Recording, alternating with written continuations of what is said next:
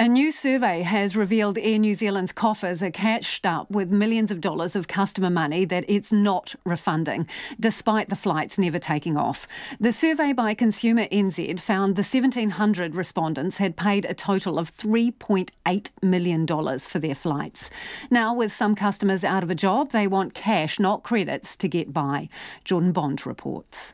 People surveyed by Consumer NZ paid an average of $2,200 each to Air New Zealand for flights that never happened. For most other purchases, it'd be an open and closed case, as Consumer NZ's Chief Executive John Duffy explains. So if you bought a fridge and the supplier couldn't get you that fridge and cancelled the contract, the Consumer Guarantees Act provides you a right to a refund. Unfortunately, the Civil Aviation Act in New Zealand overrides other consumer protection legislation and lets carriers off the hook where the reason for the cancellation is beyond their control. So Air New Zealand don't have to provide a refund. Consumers research found only 6% of those surveyed did actually receive one.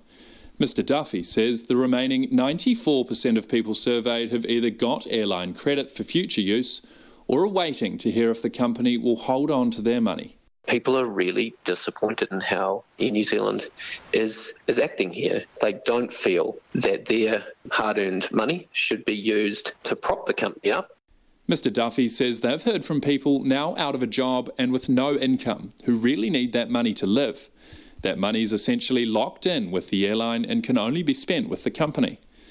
Independent economist Benji Patterson says the amount of consumers' money the airline holds is not insignificant for a company already in financial trouble.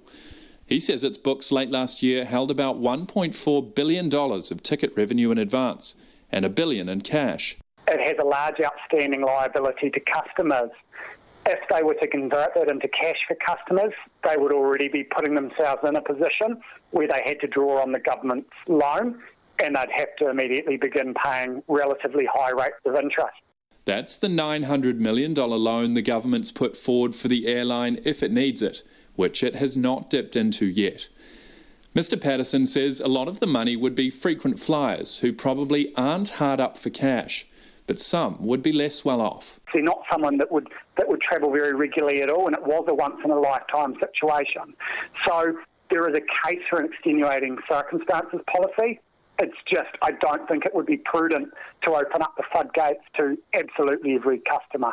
Consumer NZ's letters to the Air New Zealand Chief Executive Greg Foran have gone unanswered. The watchdog's also written to Commerce and Consumer Affairs Minister Chris Farfoy and Finance Minister Grant Robertson, neither of which were available for comment this afternoon. Mo te hōtaka o te ahi nei, ko Jordan Bond, tēnei.